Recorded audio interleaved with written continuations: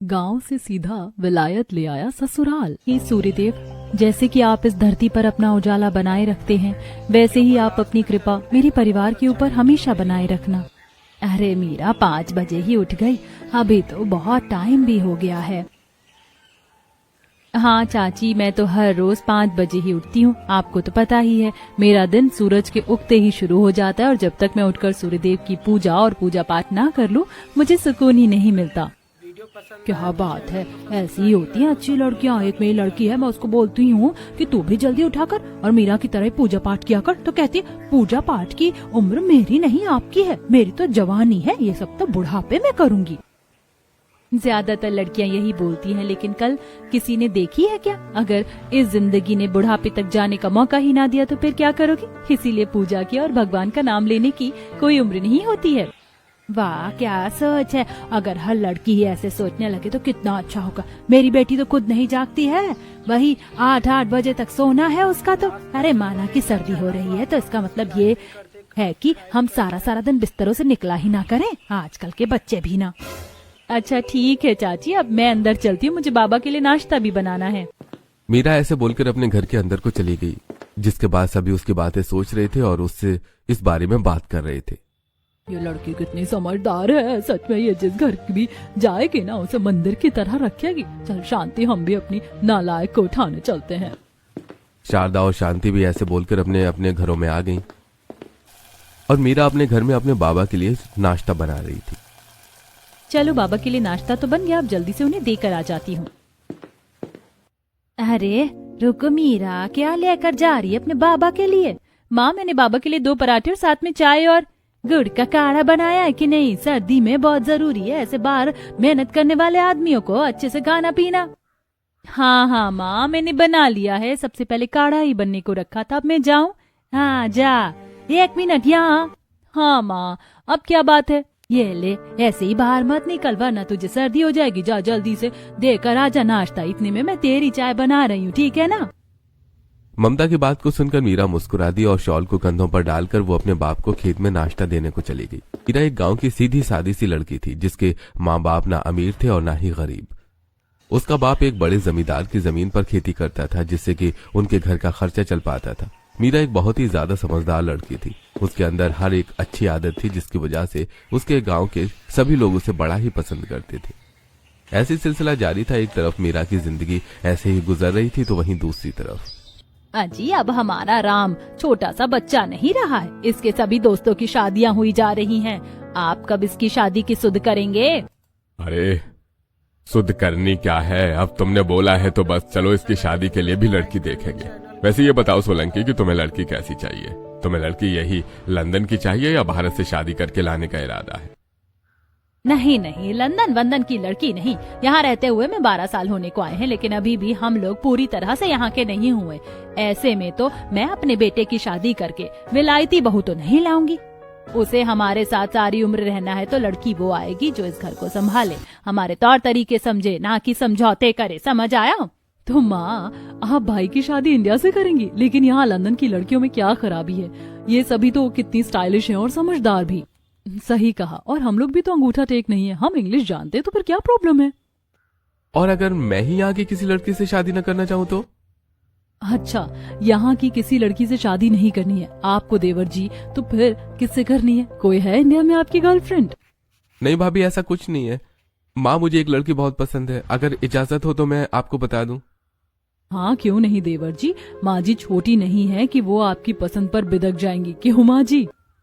हाँ बेटा बता ना, अगर तुझे कोई पसंद है तो ये अच्छी ही बात है, मेरा तो काम आसान हो जाएगा, कोई लड़की ढूंढनी नहीं पड़ेगी। अब बता जल्दी से। माँ, आपको याद है जिस गांव में हम सबसे पहले रहते थे, वो जगह? सबसे पहले रहते थे?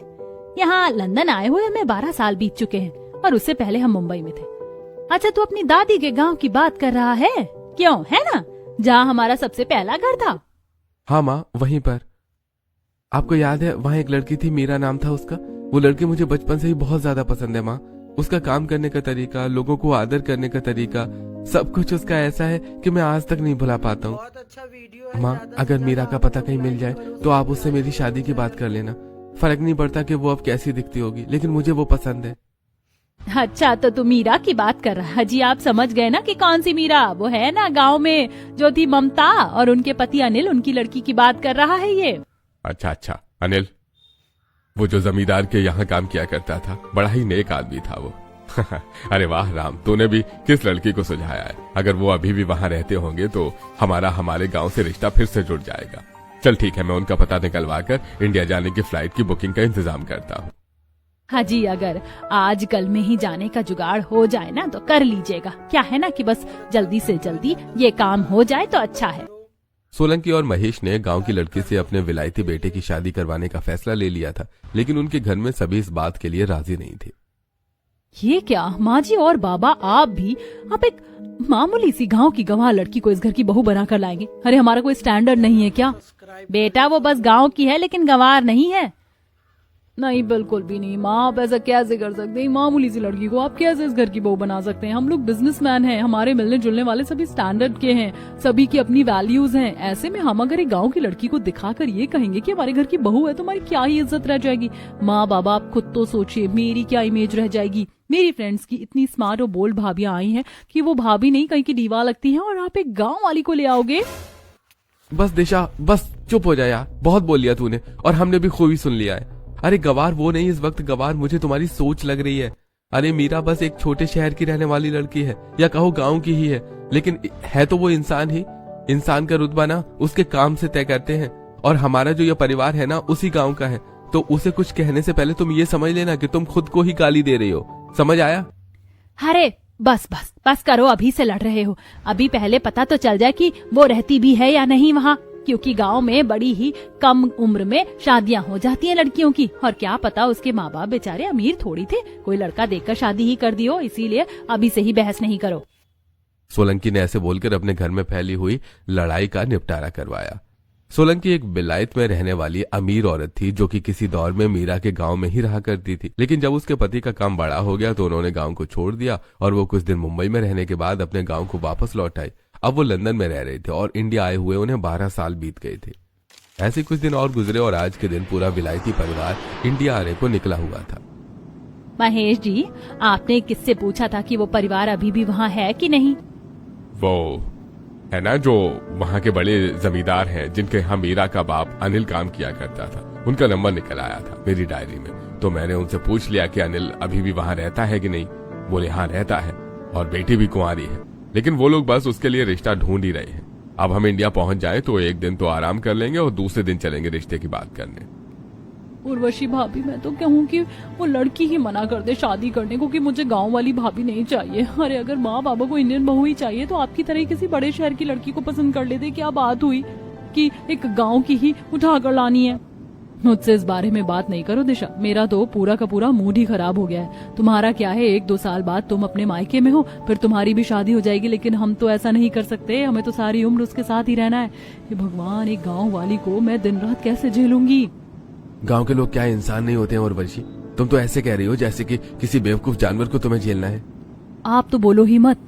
सोशल इमेज तो हम ननद भाभी की ही खराब होगी तो आपको क्या फर्क पड़ता है? उर्वशी और दिशा दोनों ऐसे ही बड़बड़ करते हुए इंडिया आई और उनका मूड आने के लिए भी अच्छा नहीं हुआ। इंडिया पहुंचते ही महेश ने अनिल के घर अगले दिन जाने का प्रस्ताव भेज दिया। ऐसे ही अगला दिन भी निकल आया और आज अनिल की बेटी को देखने लड़के वाले आ रहे थे। अरे नहीं ममता, आज तो लड़के वाले आने वाले हैं। मैं नहीं चाहता हूँ कि आज कोई गड़बड़ हो। इतने बड़े घराने का रिश्ता है, हमारी बेटी की जिंदगी बन जाएगी अगर ये रिश्ता हाथ लग गया तो। चिंता क्यों करते हैं? हमारी खातिरदारी में कभी कोई कमी रहती है क्या? चाहे हम गरीब हैं, लेकिन जो भी यहाँ एक बार आ जाता है ना, वो बिना खुश हुए जाता नहीं है। अब आप बेकार की चिंता नहीं कीजिए, मैं और आपकी बेटी मिलकर सभी कुछ संभाल लेंगे। मीरा को अभी पता नहीं था कि उसको कहां से लड़के वाले देखने आ रहे हैं, लेकिन फिर भी उसने खूब अच्छे से सभी तैयारी की थी और कुछ ही देर के बाद राम का पूरा परिवार मीरा को देखने के लिए आ गया। जिसके बाद हाँ, तो ममता बहन, याद है कि मैं कौन हूँ? मैं गलत भी हो सकती हूँ, लेकिन आप मुझे वो वाली बहू लग रही हो जो मेरे साथ ही इस गांव में शादी करके आई थी। नाम तो मेरे दिमाग से निकल गया, लेकिन आपके परिवार में लोग बड़े अजीब से थे।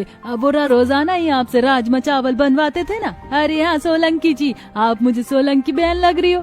अरे आपने बड़ा याद रखा राजमा चावल का किस्सा। हाँ मैं वही हूँ। साथ साथ बहू बनकर आए थे, लेकिन कौन जानता था कि अब ऐसे समधन का रिश्ता जोड़ने की बात करेंगे।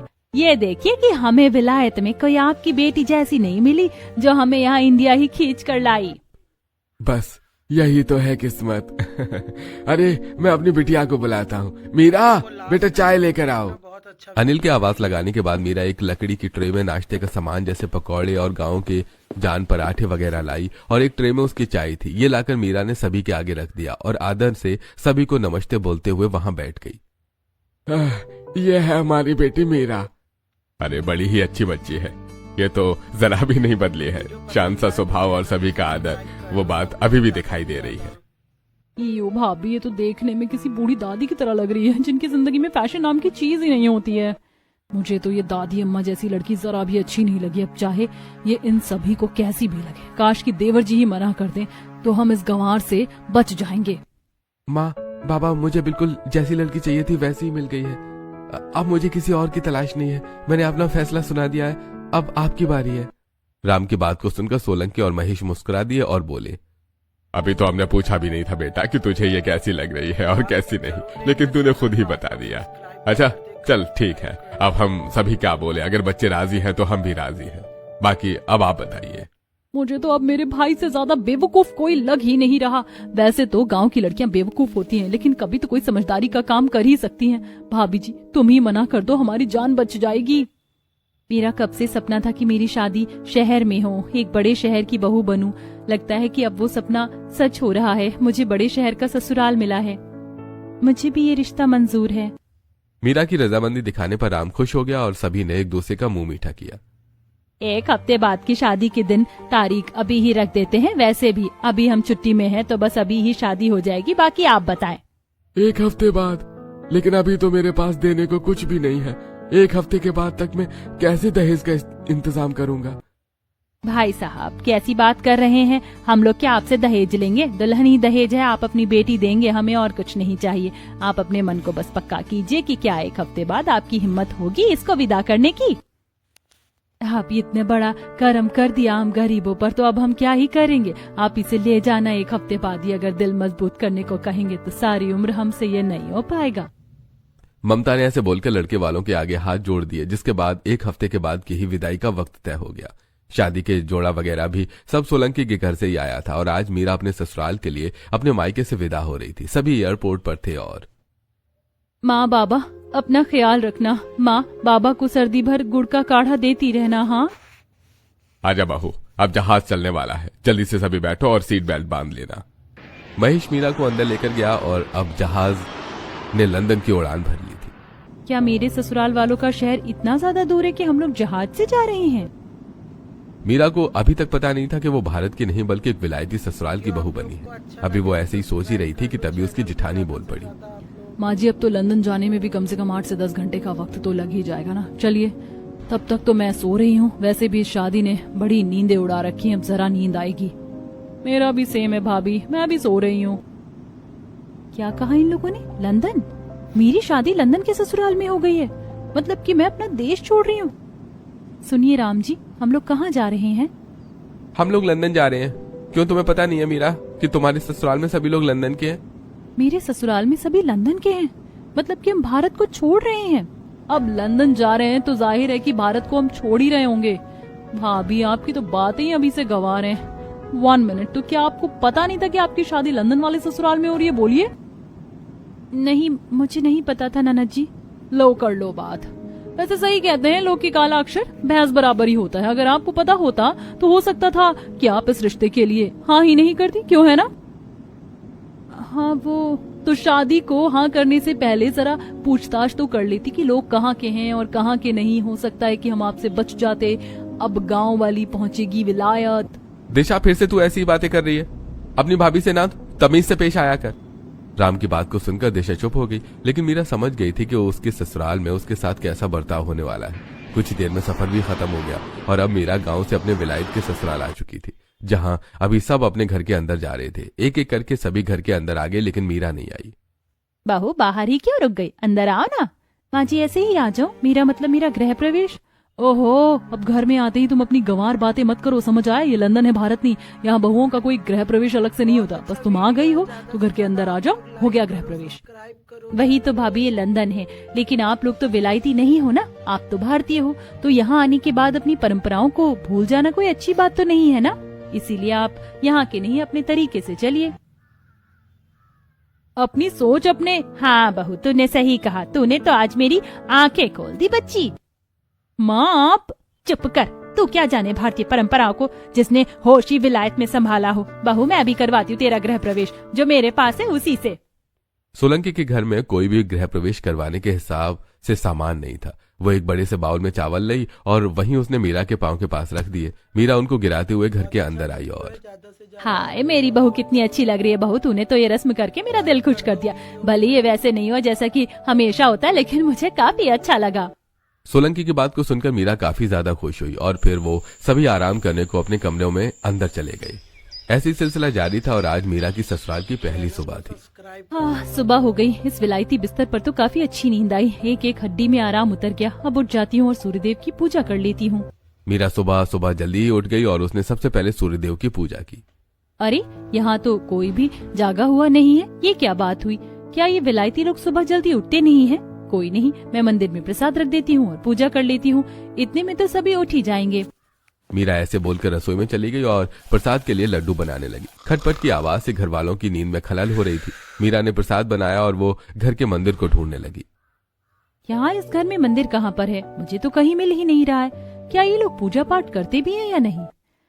ये लोग तो लगता है कि भगवान का नाम लेते ही नहीं है। कोई नहीं, अब मैं आ गई हूँ ना, तो इन लोगों को विलायत में भी मैंने इनकी संस्कृति से ना जोड़ दिया तो मेरा नाम मीरा नहीं। मीरा ऐसे बोलकर अपने कमरे में गई और उसने अपने बैग से भगवान जी की एक छोटी सी मूर्ति निकाली और एक घंटी भी निकाली। ये है मेरे छोटे से भगवान जी की मूर्त, जिनको मैं मायके में भी हमेशा अपने साथ रखा करती थी। अब यहाँ मैं इन्हीं का मंदिर बनाऊंगी।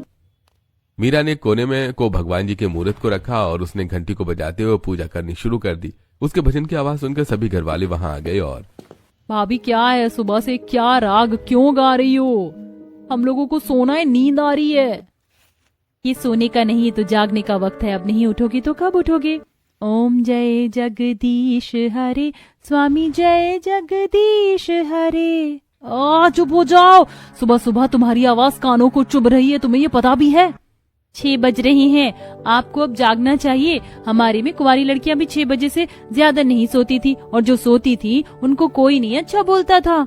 मीरा की बात को सुनकर उर्वशी चुप हो गई और सोलंकी बोली, सही तो कह रही है बहू, तुम लोगों ने तो सही चीज को गलत और गलत को सही बनाया हुआ है। देखो तो जरा, सालों से इस घर में पूजा नहीं हुई और बहू के आते ही घर में मंदिर बन गया, तो बस और क्या चाहिए? बहू तूने तो आते ही घर को मंदिर बना दिया, एक अच्छी बहू की तरह। चलो सभी हाथ जोड़ो और आज से रोजाना पूजा हुआ करेगी। क्या? मीरा के अपने ससुराल आते ही काफी कुछ बदलता जा रहा था। आज के दिन सभी ने पूजा की, जिसके बाद वो सभी सोए नहीं और अपने अपने कामों में लग गए, जिससे कि सभी का मन शांत रहा। ऐसी दोपहर का वक्त हो गया था और अब मीरा की पहली रसोई बनाने का वक्त था। वो अपने ससुराल की विलायती मॉडर्न रसोई में आ गई, जो कि उसके गांव की रसोई से बिल्कुल ही अलग थी। ये लो, ये है हमारे घर की रसोई, अब बना लो जो भी तुम्हें बनाना है। भाभी लेकिन इस रसोई में ये जो मशीनें हैं, इनको इस्तेमाल कैसे किया जाता है? मैंने तो कभी ये सब देखा भी नहीं है। तो फिर हे भगवान, इन्हीं सब हालातों की वजह से मैं नहीं चाहती थी कि मेरी देवरानी ऐसी आए जो कि गंवार हो। जाओ, मैं नहीं बता रही हूँ कि तुम्हें क्या करना है और कैसे करना है। जो करना है, जैसे करना है वैसे करो। ऐसी क्यों बोल रही हो भाभी? ऐसी मत बोलो ना। मैं नहीं बताऊंगी। तू नहीं बताएगी तो तुझे क्या लगता है कि मेरी बहू खाना नहीं बना पाएगी? चल बहू, मैं तुझे बताती हूँ कि इस रसोई में कैसे काम करना है। माँ जी आप इसे बता दो, लेकिन इसको समझ नहीं आएगा कि यहाँ काम करना कैसे है, तो कोई फायदा नहीं है। गांव की गंवार है ना। उर्वशी ऐसे बोलकर चली गई, लेकिन सोलंकी को यकीन था कि उसकी बहू समझदार है, इसलिए उसने उसे समझाया और फिर मीरा ने गैस चूल्हे पर भारतीय खाना बनाया। ये गैस चूल्हे पर काम करना तो बड़ा ही आसान है। यूं ही 1 सेकंड में गैस जल जाता है और आंखों में झल भी नहीं लगती है। चलो, घंटों का खाना मिनटों में बन गया है। अच्छा है, अब सभी को खाना भी परोस देती हूँ। मीरा ने सभी के लिए विदेश में आलू पूरी और सब्जी बनाई थी। उसने भारतीय खाना टेबल पर लगा दिया, जिसके बाद सभी उसकी खुशबू से ही उसको खाने को आ गए। भाई ये पुराने खाने की खुशबू कहाँ से आ रही है? आहा, आलू पूरी। बहू क्या बात है, तूने आलू पूरी बनाई है? हाँ बाबा, मैंने आलू पूरी बनाई है। आप बैठिए और खाइए, बताइए कि कैसी बनी है। अरे ऐसे कैसे, बहू की पहली रसोई का खाना है, सभी साथ में खाएंगे। अरे सोलंकी, दिशा, उर्वशी, जतिन, राम, सभी आ जाओ, बहू ने खाना बना दिया है। महेश के बुलाने पर सभी लोग आ गए और जब सभी ने खाना खाया तो उन्हें वो खाना बहुत ही ज्यादा स्वादिष्ट लगा। और बिल्कुल वही स्वाद है जो स्वाद मेरी माँ के हाथों में था। तो भी खाना बिल्कुल ऐसा ही बनाती थी बहू। शुक्रिया माँ जी। ये ले तेरा पहली रसोई का शगुन। अच्छा वीडियो है ये। क्या शगुन वगुन हो रहा है, लग ही नहीं रहा है कि ये लंदन है। दिशा और उर्मिला को मीरा के आ जाने से बदला हुआ एटमॉस्फेयर जरा भी अच्छा नहीं लग रहा था। ऐसे कुछ दिन और गुजर गए और मीरा ने घर में आकर सभी को उनकी संस्कृति याद दिला दी थी। वो ऐसी सिलसिला जारी था और आज के दिन घर में एक पार्टी की बात चल रही थी। मीरा भी वहीं थी। वीडियो पसंद आया जानती हो सोलंकी, अब जब मेरे मिलने वालों को पता चल रहा है ना कि मैं बहू ले आया हूँ, तो सभी बोल रहे हैं कि हमें भी मिलवाना। तो मैं सोच रहा हूँ कि घर में बहू की खुशी में एक पार्टी रख दूं। बोलो कैसा रहेगा? हाँ, ये तो बहुत ही अच्छा रहेगा। इसी बहाने बहू भी सभी को मिल लेगी। चलिए तो एक पार्टी कर ही लेते हैं, बड़े दिन भी हो गए हैं। माँ जी, बाबा जी, अगर ऐसी ही बात है, पार्टी मेरे लिए रखी जा रही है तो फिर ठीक है। मैं चाहती हूँ कि पार्टी में एक चीज और भी हो। हाँ बेटा, बता, बेझिझक बोल। कैसा रहेगा अगर हम सभी इंडियन ड्रेस ही पहने? अगर हम भारतीय कपड़े पहनेंगे तो लोगों को हमारी संस्कृति का पता चलेगा, हमारी जड़ें हिंदुस्तानी है, इस बात का पता चलेगा। तो बताइए, क्या कहा? Indian dress? हाँ, तो क्या बुराई है इंडियन ड्रेस में? ठीक है बहू, आज तक हमने कोई ऐसी पार्टी की भी नहीं है। आप भी ना माँ जी, हमेशा इसी की साइड लेती हो। सोलंकी मान गई और उसके घर में जो पार्टी होगी वो इंडियन ड्रेस में ही होगी। सभी मिलने जुलने वालों को इस बात की खबर दे दी गई थी कि सभी को इंडियन ड्रेस में आना था। ऐसे दिन गुजर गए और आज पार्टी का दिन था। सारे पकवान मीरा के घर में इंडियन ही बने थे और सभी विदेशी लोग भी इंडियन कपड़ों में ही आ रहे थे। ऐसे घर वाले भी इंडियन कपड़ों में ही थे और पार्टी हो रही थी। ओह दिशा, क्या ये तुम्हारी, मेरा मीनिंग तुम्हारी भाभी हैं? हाँ, यही है गांव की गवार। Wow, she looks so pretty and ये इंडियन आउटफिट भी बहुत सॉलिड है। हाँ, वैसे ही कपड़े पहनकर तो एकदम राजकुमारी लग रही हूँ। दिशा को इंडियन ड्रेस में अच्छा फील हो रहा था। ऐसे ही सभी को कपड़े बदलते ही अपने देश की मिट्टी की याद आ गई थी। सभी ऐसे ही खुश हो रहे थे कि तभी महेश से मिलने वाले दोस्त के क्लाइंट्स बोले, Mahesh, your bow looks so pretty and the dresses look just wow. सही कहा। वैसे आपको भी अब थोड़ी थोड़ी हिंदी बोलना आ गया है। यस, हमारा हिंदी थोड़ा थोड़ा इम्प्रूव हो रहा है। इस पार्टी में हमारे माइंड में कुछ आया है। महेश जी, क्यों ना हम इंडियन कपड़ों का बिजनेस करें, वो भी लंदन में? बोलिए, क्या कहना चाहेंगे आप? क्या कहा?